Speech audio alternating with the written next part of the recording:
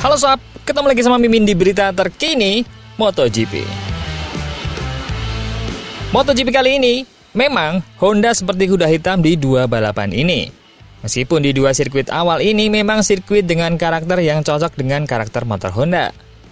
Namun, sebagaimanapun itu, capaiannya memang sudah jauh lebih baik dibandingkan tahun lalu. Apalagi Zarco, yang bisa start di grid paling depan kemarin. Tentu, ini seperti mimpi bagi Honda di tahun lalu. Dan Honda kini berhasil naik kelas konstruktor yang sekarang membenamkan Yamaha di dasar klasemen. Tapi apa tujuan Honda sebenarnya? Mengapa rider-ridernya masih saja mengeluh? Dan juga ada lampu hijau bagi Martin yang akan segera kembali ke track. Dan terkuak, siapa di balik Ducati yang tak setuju saat dia harus tes dulu sebelum balapan? Seperti apa lengkapnya dan apa alasannya? Kita bahas. Jangan sampai ketinggalan update tentang MotoGP dari TNT. Dengan cara ketik hashtag MotoGP di kolom pencarian agar kamu bisa mendapatkan pilihan berita menarik yang kamu cari. Johann Zarco mengatakan fakta bahwa dia bisa bertarung dengan Pecco Bagnaia di MotoGP Argentina adalah hal positif, tetapi juga ia tidak bisa menggunakan kecepatan ekstranya. Pembalap LCR itu memberikan Honda salah satu akhir pekan terbaiknya dalam lebih dari setahun setelah dia lolos di baris depan dan berhasil menempati posisi keempat dalam sprintnya. Merasa memiliki kecepatan podium di Grand Prix, Johann Zarco akhirnya finish di urutan ke-6 setelah bertarung dengan Pecco Bagnaia dari Ducati. Sementara, Zarco berseri-seri karena kenyataan bahwa dia mampu bertarung dengan pabrikan Ducati dengan motor Hondanya. Dia mengakui bahwa pertahanan Bagnaia yang kuat membuat dia tidak dapat menggunakan keunggulan kecepatannya yang dia rasa dia bisa miliki pada tahap awal. Akibatnya, bannya sudah terlalu aus di lap terakhir dan membuatnya tidak berdaya menghentikan Fabio Di Gia dari VR46 yang berusaha merebut posisi kelima darinya. Akhir pekan yang sangat menyenangkan, hampir seperti akhir pekan impian, kata Zarco. Dari putaran pertama pada hari Jumat hingga balapan pada hari Minggu, mendapatkan kesempatan untuk bertarung dengan para pembalap terbaik sangat menyenangkan dan cukup positif bagi kami. Jelas, saya melakukan segalanya untuk naik podium. Strategi pada hari Minggu lebih baik daripada hari Sabtu, karena saya mendapatkan start yang lebih baik dalam balapan panjang ini. Dan saya berada dalam posisi lebih baik untuk berada di posisi ketiga dan mencoba menyamai Alex Marquez dan Marc Marquez. Tetapi, saya bertarung dengan Pecco dan dia bertahan dengan cukup baik. Jadi, kecepatan ekstra yang seharusnya bisa saya miliki di awal balapan, sebenarnya tidak saya gunakan. Saya tidak bisa menggunakan dengan benar karena pertarungan dengan Pecco. Tetapi, sangat positif untuk mengatakan bahwa saya telah bertarung dengan Pecco. Lalu, apakah kini Zarco layak disematkan sebagai penantang Ducati sesungguhnya? Selain jagoan baru dari Aprilia, Ai Ogura.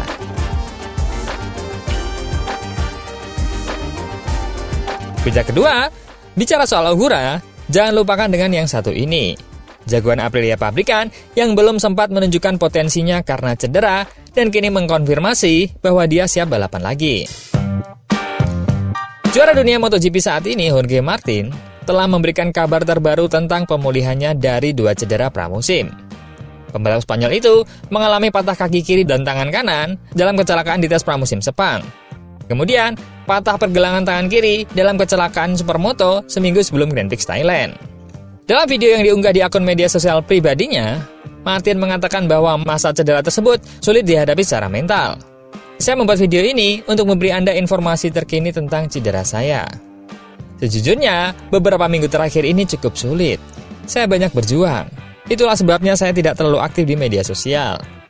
Dia mengatakan, kecelakaan kedua yang terjadi saat mengendarai Supermoto menjelang Grand Prix Thailand lebih besar daripada kecelakaan yang dialaminya saat uji coba yang menyebabkan cedera awal. Seperti yang Anda ketahui, saya mengalami cedera pertama di Malaysia. Setelah itu, saya pulih cukup cepat. Saya mulai berlatih lagi dan kemudian saya mendapatkan dampak besar saat berlatih Supermoto. Itu jauh lebih besar, kata Martin. Itu adalah masa yang sangat sulit. Tapi sekarang saya mulai melihat lebih banyak cahaya. Pembalap Aprilia Racing itu menambahkan bahwa cedera paling parah yang dialaminya adalah cedera pada pergelangan tangan kirinya. Namun, cedera tambahan pada kaki dan tulang rusuknya semakin mempersulit proses pemulihan. Cedera yang paling parah yang saya alami adalah radius dan scaphoid di pergelangan tangan kiri. Ditambah lagi dengan 4 patah tulang di kaki kiri saya dan juga cedera otot di tulang rusuk. Jadi, yang pasti, itu sama sekali bukan cedera yang mudah. Jika ada yang bisa saya katakan, saya akan memberikan 100% kemampuan saya untuk kembali ke versi terbaik saya. Saya akan memberikan 100% kemampuan saya untuk belajar dari kesalahan seperti yang selalu saya lakukan. Dan saya akan kembali secepatnya. Martin baru-baru ini mengatakan bahwa dia bermaksud untuk kembali balapan di Grand Prix Qatar pada 11-13 April. Tetapi, dalam videonya kali ini, dia menegaskan bahwa tidak ada yang pasti. Saya bekerja dengan sangat keras untuk pulih. Saya tidak tahu kapan tepatnya akan kembali. Yang pasti, saya tidak akan berada di Austin. Rencananya adalah di Qatar. Tapi belum ada yang pasti, jadi saya belum tahu. Saya sangat menantikan untuk bergabung lagi dengan tim saya. Untuk bergabung lagi dengan Aprilia. Untuk mengendarai motor yang luar biasa itu.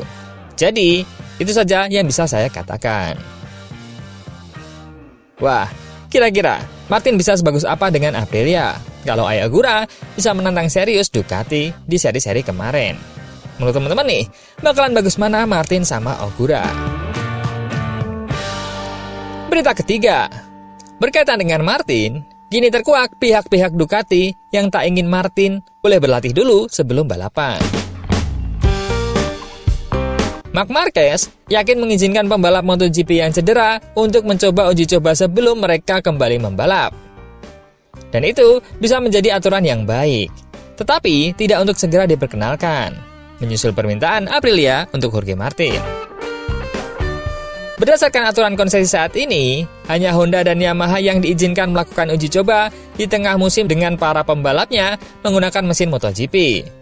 Meskipun ada dukungan untuk usulan tersebut, Ducati secara terbuka mengatakan pihaknya tidak akan mendukung perubahan aturan yang dilakukan tahun ini, tetapi terbuka untuk diperkenalkan di masa mendatang.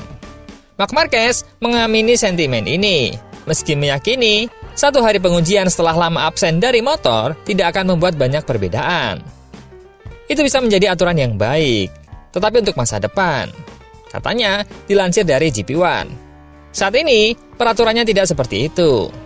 Ketika saya kembali dari cedera tahun 2021, peraturan ini tidak ada. Anda dapat memperkenalkan aturan yang mengizinkan pembalap yang tidak berkompetisi selama 2 bulan untuk melakukan pengujian 1 hari tidak lebih. 1 hari pengujian sudah cukup untuk mendapatkan ritme sepeda. Keengganan Ducati untuk mendukung usulan Aprilia untuk mengubah aturan pengujian dapat dimengerti.